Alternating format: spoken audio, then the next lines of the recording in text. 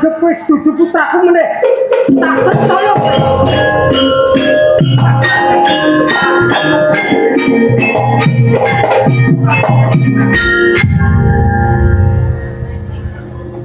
Panjenengan lho jumeneng adipati lan bupati gareng.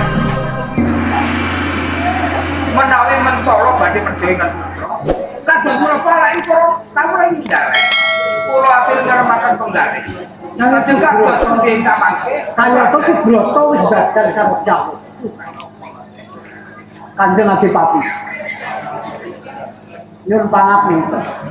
Senaosa kepripun-pripun menika rak putranipun Kanjeng Adipati. Sakmangke sak upami wonten menapa kemawon menika Kanjeng Adipati nggih gelo tak dereng.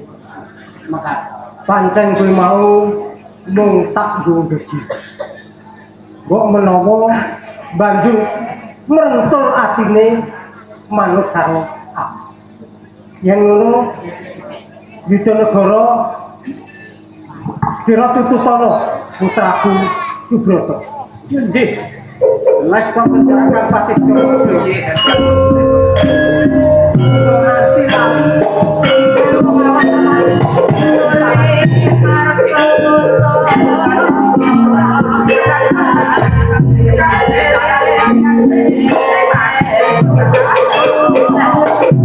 Subroto kan nyoto wis lunga saka Kadipaten. Ojo abot. Ojo kabutan yen sira ndak terus. Lumarak kono soseman sowan oleh ngasane. Parang saudara. Gowo Mas Dicek Rajagara minangka panebuse wirakon ngarepe kakak saudara. sedaya ucapan baik berprestasi dan pada terjawab ini sukses.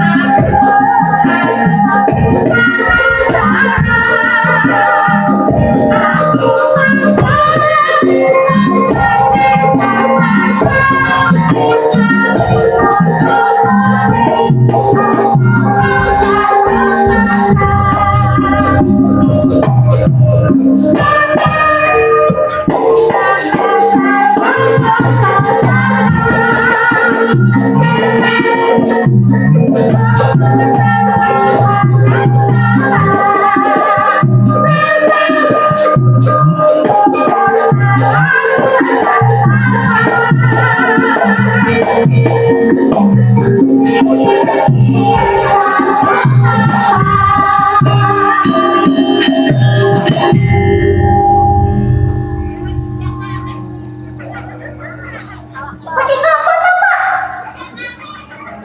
Mbok yo nang mriki iki lho. Memang kontrolnya yang ngetoknya ini. Dadi nek gerak kintil omake kok. Kintil kan nak cilik, nak gede. Ya rasa aku. Nek ngeten niku saru, Pak. Ora. Pripun jenengan niku? Nak cilik kintil. Nak gede, golek parang dhewe. Iki kepiye apa kok? Ayo ngene iki. Yo kaya ngene iki lho kan kaya ngopo. Lah apa iki bocah kon sinau men sekolah pinter malah mung dolanan HP wae. Kula niku pinter nek nang sekolah niku. Malah paling pinter ngapusi bapakane. Donge ora asokan njaluk duit dienggo asokan. Kebutuhan. Ora kebutuhan ngapusi kuwi. Dal nek pinter tenan tak takon hitung-hitungan. Anak motor mabur nggawa batako 10. Nyeblok sitok kari piro. Sama. Wah, iya pinter tenan. Pinter tenan. Lha iki piye carane nglebokke gajah nang jero kulkas? Waduh. Ana kulkas bersama malah dileboni gajah. Lah yo pesen sing gedhe sing kira-kira seding gajah. Wah, mboten nenteng. Ora iso to piye carane nglebokke gajah mono gedene nang jero kulkas. Tuku sing gedhe. Gawe sing gedhe dhewe. Nek nglebokke barang iki dibuka lawane nek dilebokke tutup ngono wae rasane. Jenengan sing kula lebokke mengke. Lah gek saiki nek carane nglebokke jerapah nang jero kulkas. Dibuka kulkase, dipenjerokke jerapahe. Salah. Dibuka sik gajahe ditokno lagi jerapahe dilebokno. Iku nek jerapahe dilebokno ijek nek gajahe ora sedeng.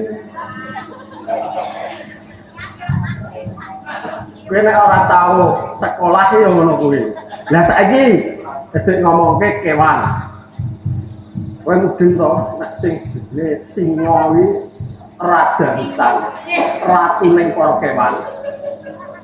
Kuwi lagi ewo nyunake gogor.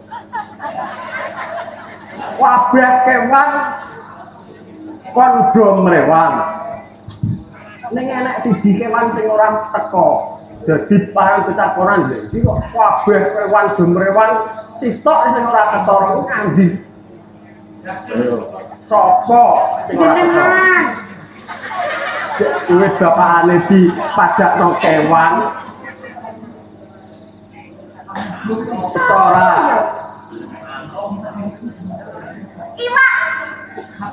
Iwak melu mrewang malah dinggo pacitan, dinggo lauk.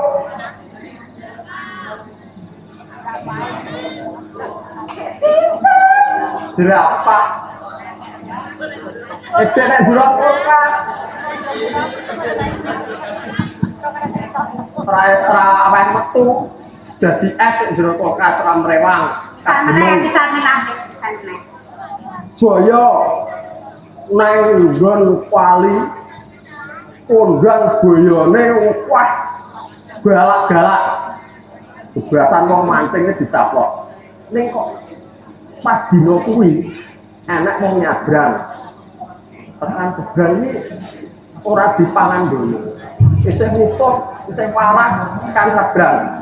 Kanggo kapal. Nek mau kapal kok disundul boyone iso glimpang kapale. Miber. Ora ngilar nek menungso iki. Apa sedape? Apa ya? Ora iso to. Pas pelajaran kowe ora mlebu. Bolos. Oh, ono pelajaran kuwi. No, pelajaran bab boyo ki ono. Ora mudeng to. Mergo boyone do mrewang ning gone singa kae mau. Ning tekan sebrang dilarang wong iki mati. Kira-kira kena apa? Men, tambah bingung ora kowe. Kandhane nek kon sekolah malah mung dolanan HP kok. Oh, boyone sing kelewatan. Kandhane boyone kedo mrewang kabeh. Ora mudeng. Ketiban dataku ning digawa motor mabur emang ora nyeblok sitok. Ketiban dataku iki gagang otak. Duwe bapak nek koyo ngene. Oh, lek bocah iki njaluk didigang. Saiki gentian. Ya, Kula sik takon. apa? Kok ula iso mlakune lurus niku menapa? Kula mbakine lurus.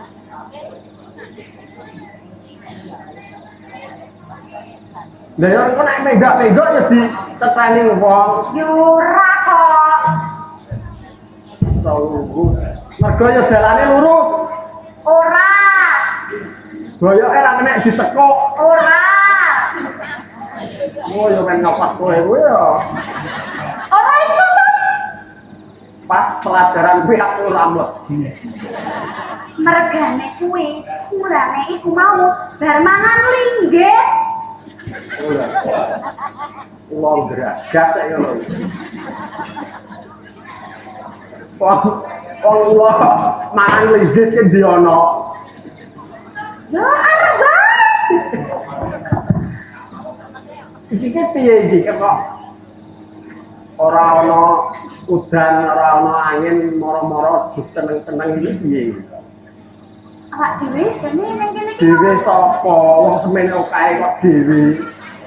Awak dhewe iki lho, Pak. Lah iya sing ngomong dhewe iki sapa? Kae kaya ngene duwe kanca semene kae kok ngomong dhewe. Piye iki wong iki yo? Yo wis. Aku karo kowe. Lah ayo ngono. Apa? Iki seneng-seneng nang kene iki. Yo ono apa to, Pak? Dadak genti takon yo ngalah. Lah Iki lak takon sapa? takon aku. Ono apa to? Ono apa?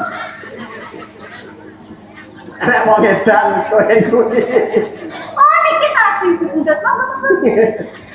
Dadi ngene. Iki wengi iki apa paguyuban seni ketoprak Dwi Manunggal Budaya ing Gesenggene padha seneng-seneng kuwi ngeramekke acara perpisahan KKN. Jadi KKN sing wis mondok nang Gesenggene wis ana sesasi anggone KKN ing kene. Besok wis purna nek KKN ana kene mula wengi iki ngenengke perpisahan seneng-seneng yo ndedonga wae Mas Mbak KKN mudah-mudahan doa bahasa Indonesia. Sithik-sithik. Ora ngomong karo kowe aku ngomong Mbak KKN Mas KKN. Yo kok nang ndero kok kaya Dewi. Semoga setelah KKN di Gesing ini mendapat Amin. ilmu yang bermanfaat. Amin. Terus nanti Amin. diterima di sisinya, maksudnya laporannya itu loh nanti diterima di sisi dosennya. Monggo Kepru Imawan kula berkenan. Jangan lupakan kami yang di sini, mau nggak mau, suka nggak suka, ini adalah kampus kedua sampean, ini dosen-dosen sampean ini. Ya wes dibatutke seneng-seneng, saiki tetembangan jogetan, apa gedine sing wis disamutake, tulis monggo derek mawon ora request. Lemong. Niki sing nak wedok niku njaluk lemong.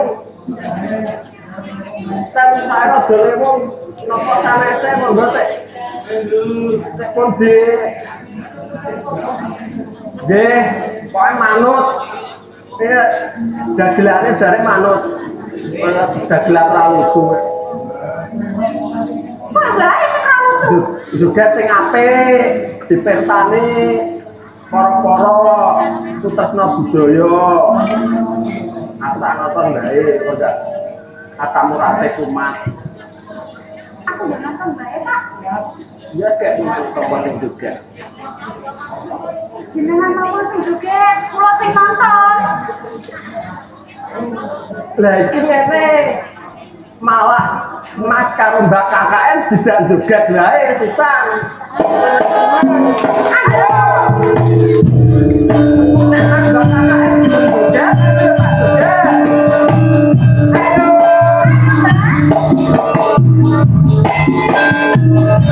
Ayo Mas.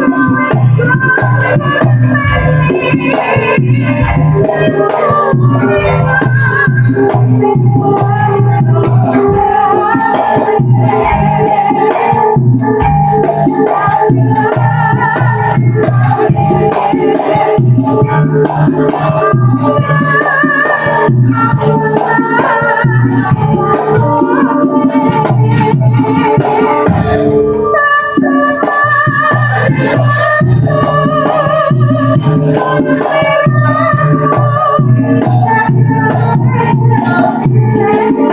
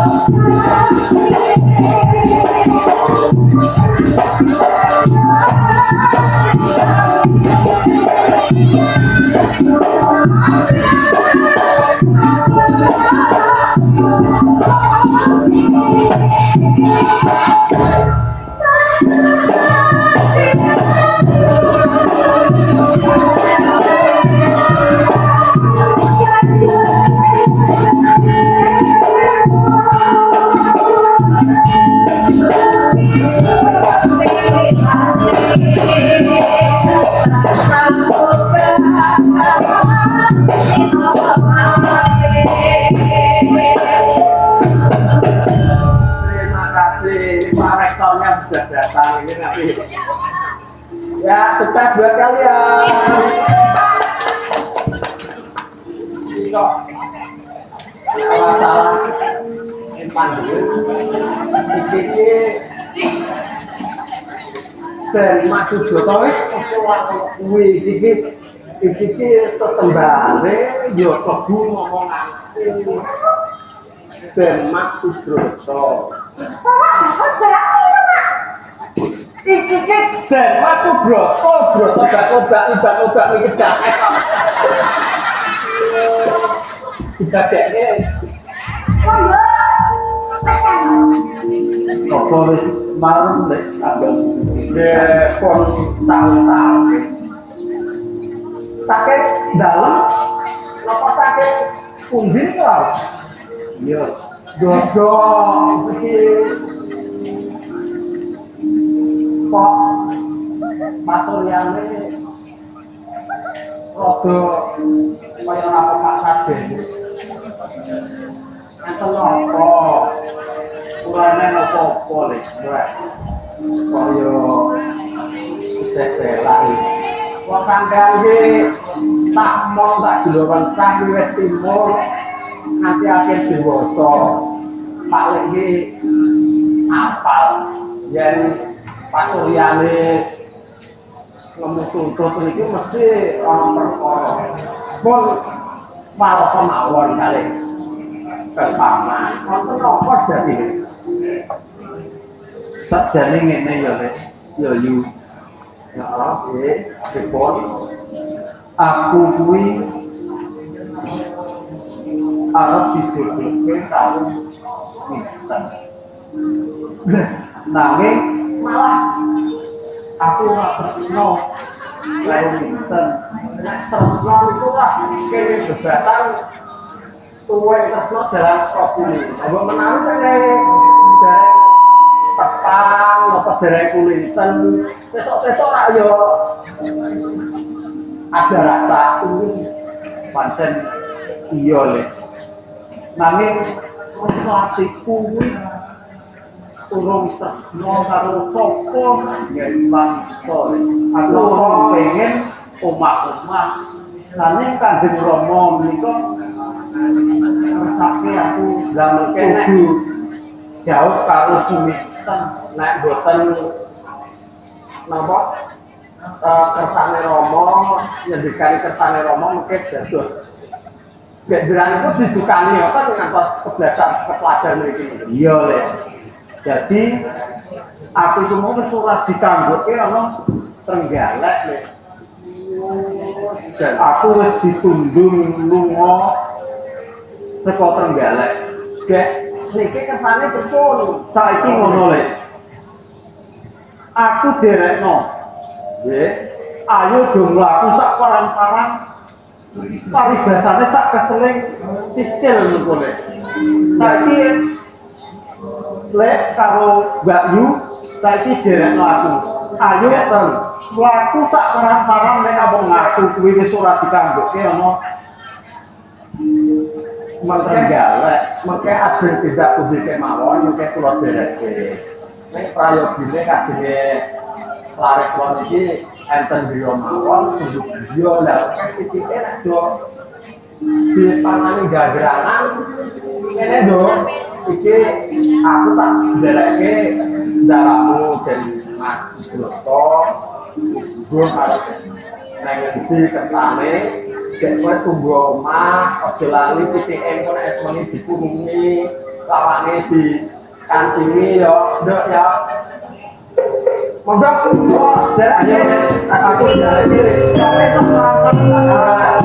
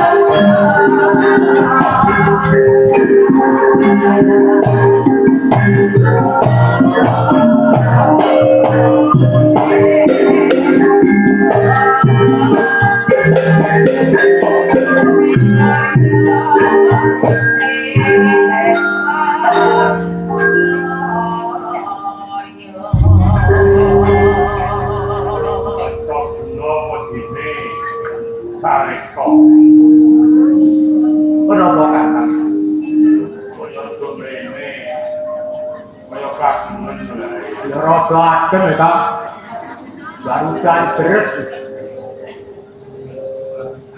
sakwise kowe kabeh padha mangerteni kabagian ukaran yo kakak kepiak anggonku dalu karo kowe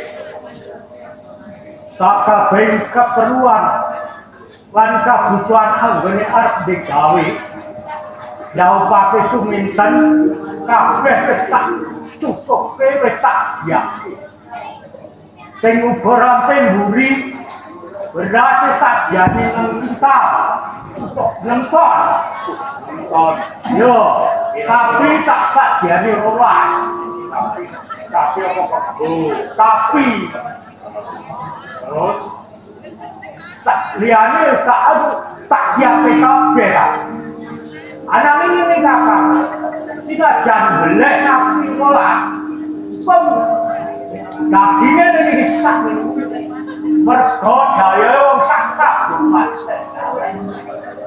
durung undangane kunjungane lan aku bab bola pecah mung gilih 200 kakak mergo sesuk sakit to boten paru ora susah akeh-akeh tak ibaratnya bakul dawet yang pasar lah ini dawet tak pasar jelasnya ya gede nah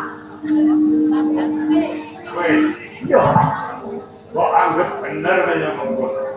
lah yo karku ben kurang akeh besanan karo wong kabupaten Patut nek bedino dadi toker. lah gaweane iki Sing tak karepake aja nganti isine ya. oh lah nek Kawe ora yen mengko dipati rawuh.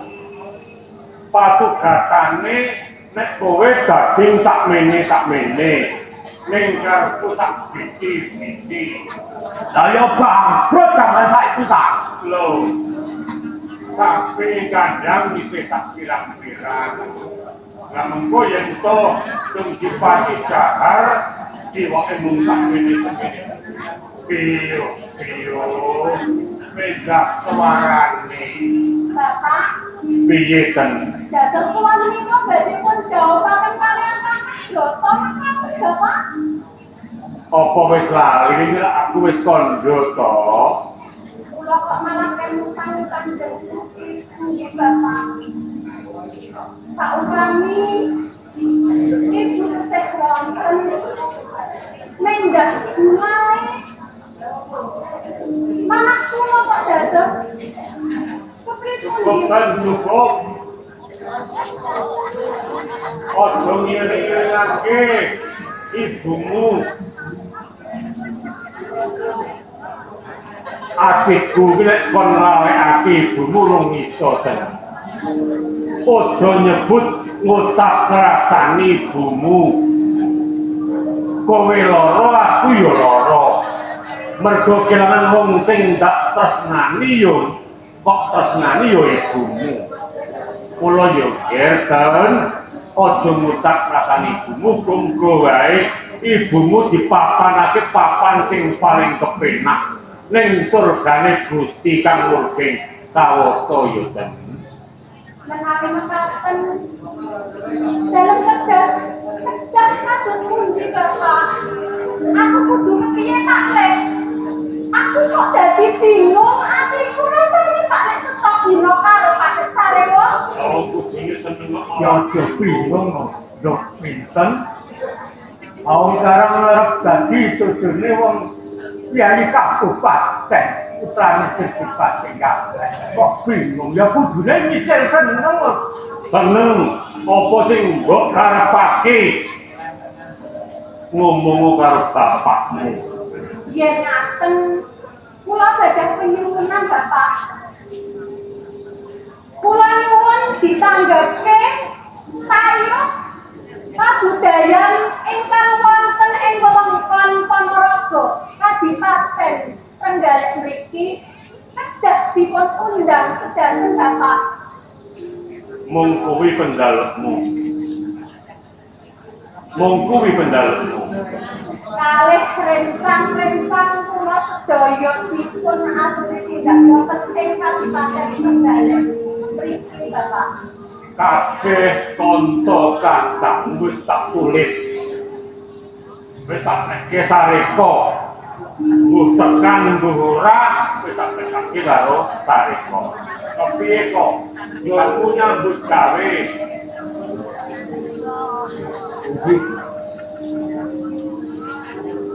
oh berarti menika sampun kula tindakan kula kirane sampun nyediakaken kursi tenda kereta kencana sampun saktaken wonten ing alun-alun Dadi lamun Bupati lan para punggawane rawuh mengko nggon papan kereta kencana wis mbok nyapi ngono. sampun mboten Nggak pandal anak kuwe kok minten supaya undang para tayuh seni budaya sing mapan ning nggal punipun. supaya seneng-seneng papan kene wis kok aku yo mesti. Lah itu malah supe kok jare ngadili. Kepiye to Pak Lek sampean iki? Aku kudu kok tanggape tayo kabudayan kabeh sing ana wewengkon Ponorogo kene Pak Lek. Kepitane rawe dipati rombongan sesane setotar. Kudu disugyo-sugyo amrih ndadekake kasenengane dening dipati lan calon mantuku Ken Mas Rojo. Ngono lho. Iya Pak, kuwi tak naik apa wae.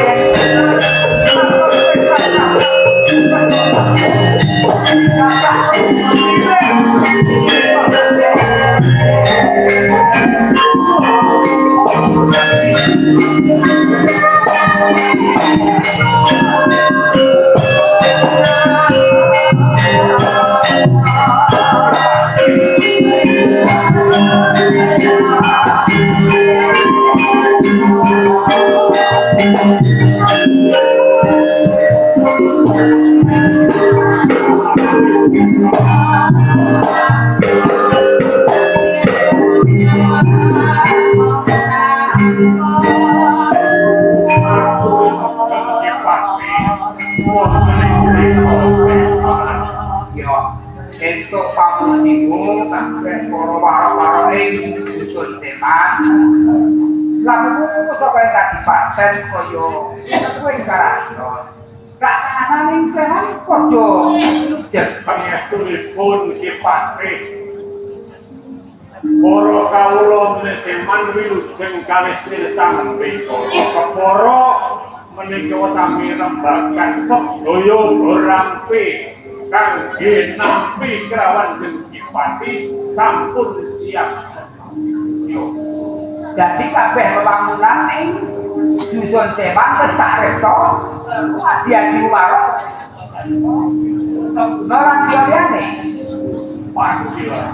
Ngono. Yo bener kata. Iki gametake apa dene sareko.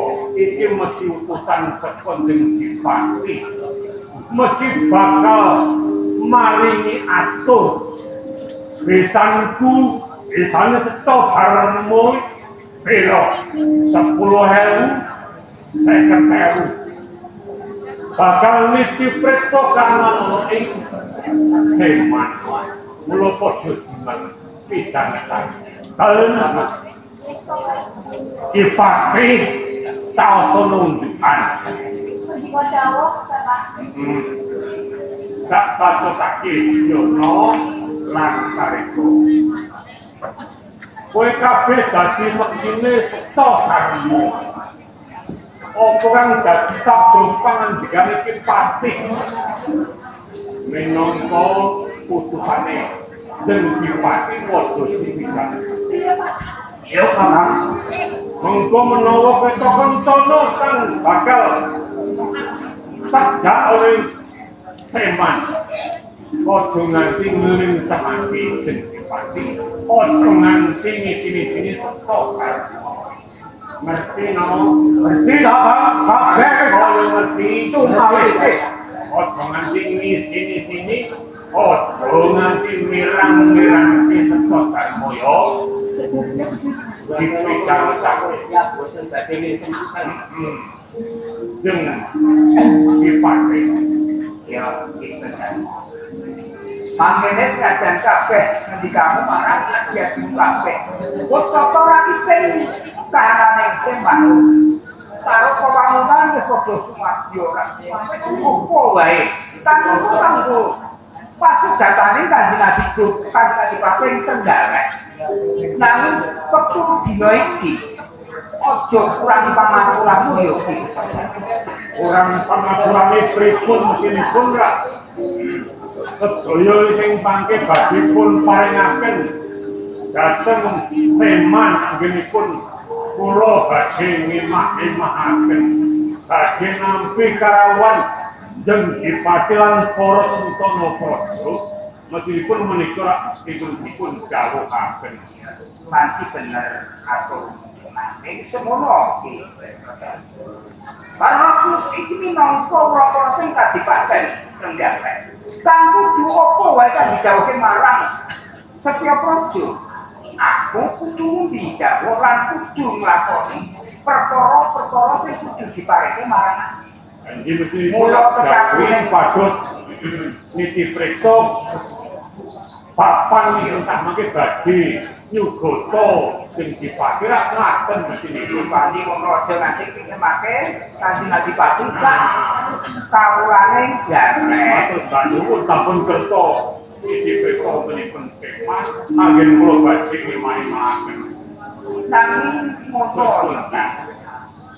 karena pun jejere patih kang kudu ngembang apa kang dadi jauh Kanjeng Bupati. Mula tekako ning Seman kene, aku tau terus marang Kanjeng Adipati Sugestiyo Mati.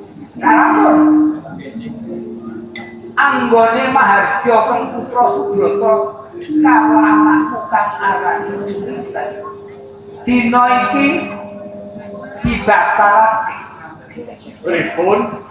Dibatalake anggone bakal ndhawuhake anakmu Sinten lan putra Kanjeng Adipati Trenggalek. Panjenengan ampun blumat drame lho Dipati.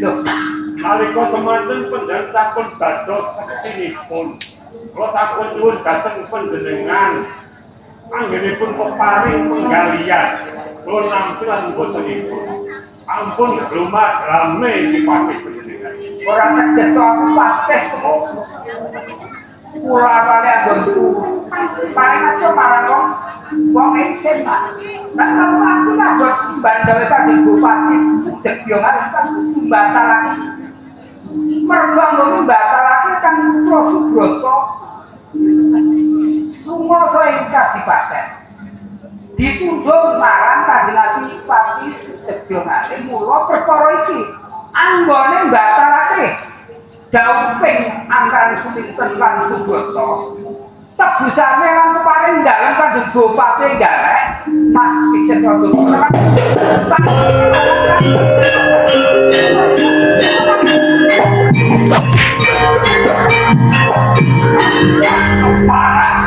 Adipati Trenggalek Sugestiyo Malem mirang-mirangake stok arep. Nek ngene iki yo wirang kan awake. Arep piye? Iki bukan kamu.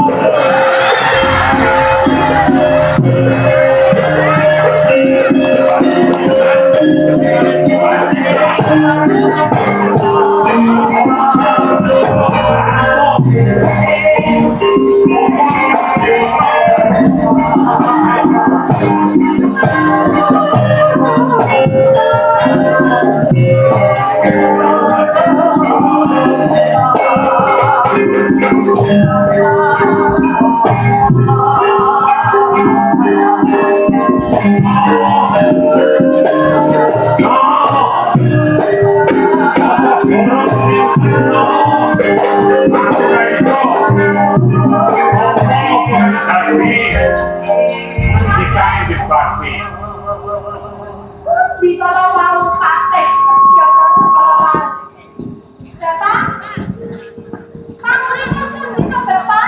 Bener dewi. Iya kakak bel. Ngomong Sinten. Lah sak niki panjenengan tak boten ngoten iki. Kepiye Bapak? Panjenengan iki kok mendel apa? Kepiye ya? Waduh, dekat. Kamu memang tinggi. Pakai setengah bunga. Iya kalau pilih kandani Sinten. Bapak, panjenengan kan di kota Bapak.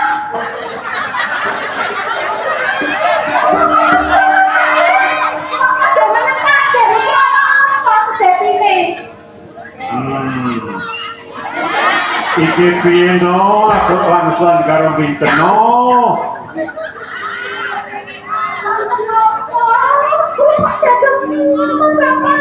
Bingung tempat mengugi. Ngomong Pak ora iso Wis minggu enten Sampeyan ngomong aku kare kiri lho iki. saking judek gue iki nganti wasuk. dan nunggu kene ten. Terus pundi Bapak? Nadyan to kabeh wis ditawisake. Sapi rolas. Beras 6 ton. Lajeng Sayur sakabehing seni budaya ana ing Nggalek lan Ponorogo. sampun dipun undang sedanten. Wis diundang kabeh. Oh, bener nih Pak Le. Atiku bunga banget iki Pak Le. Kabeh kabeh wis tak panderi mesti kari kok dene. Leres niku Bapak. Ning yo aja dadi atimu diseneng-senengke. Subroto kuwi dudu pawongan wong lanang siji-sijine ana ing ngalam donya iki. Kula menika sampun tresna saestu lho Bapak kaliyan Kang Mas Broto menika. Kula Iya. kadung tresna Bapak. Ning ngene ten. Aku njaluk karo kowe nek liyane Broto ngono piye? Mboten. Naming kalih Den Mas Broto. Purun dipun jawab Bapak. Dan rungokno ya. Dan Dipati dawuh karo Kipatih Setyapraja. Nggih. Rawuh ana ing seman kene. Nggawa begono sing wis tak simpen beganane. Kepengin ngerti apa kang dadi karane, apa yang dadi kersane dadi pati. Lajeng panjenengan menika mbok enggal ngendika mawon Bapak. Aku kok dadi penasaran ngene kok Pak Le. Panjenengan iki kaya mendel wae kok. Oh iya ya. Dan rungokke ya. Gautmu karo Deng Mas Broto. Diurungan.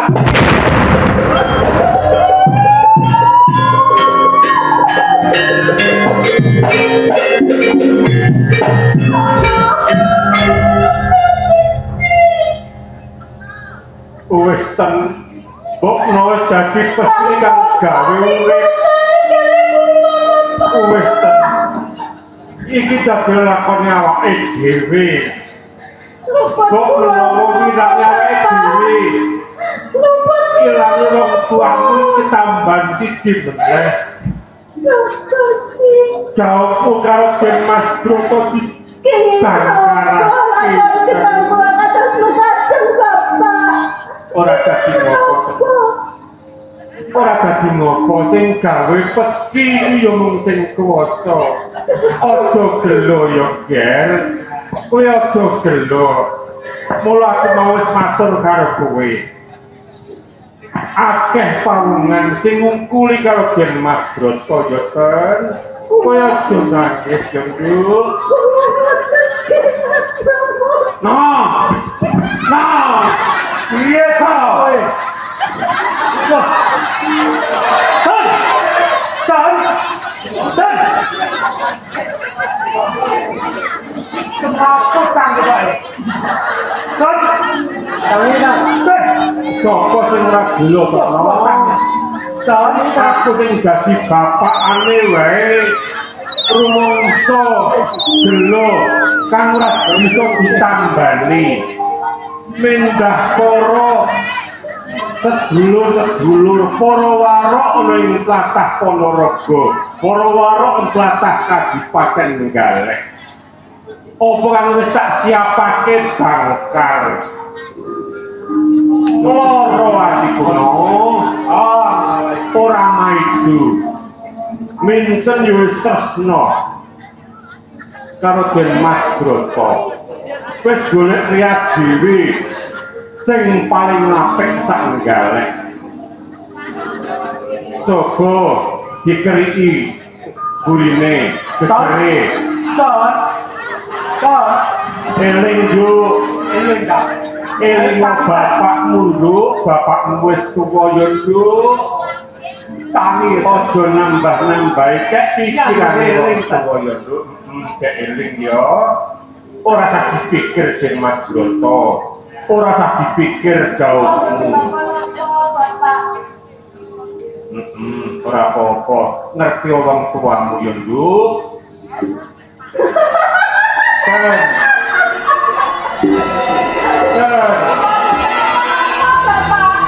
tak ojo ngono dan kok eling tak ojo nambah eling seme wong tuamu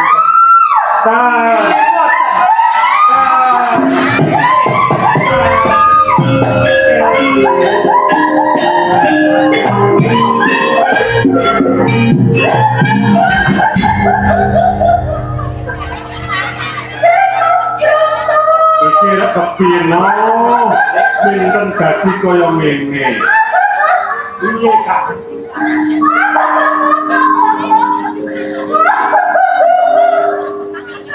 omong olae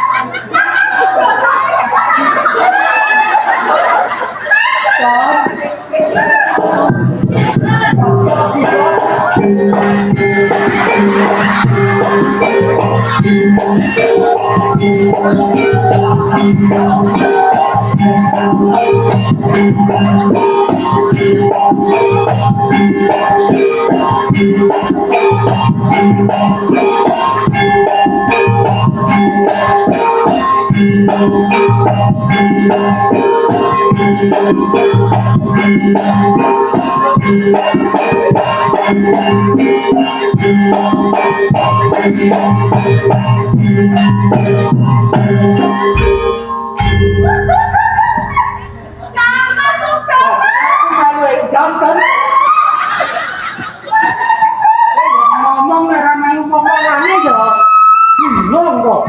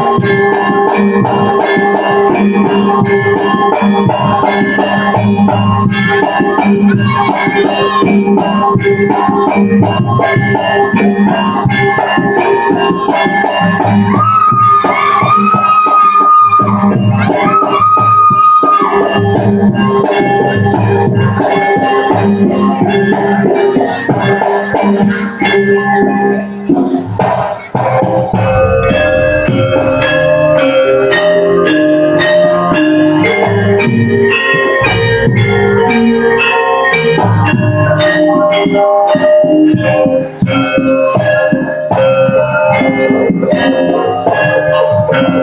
Thank you.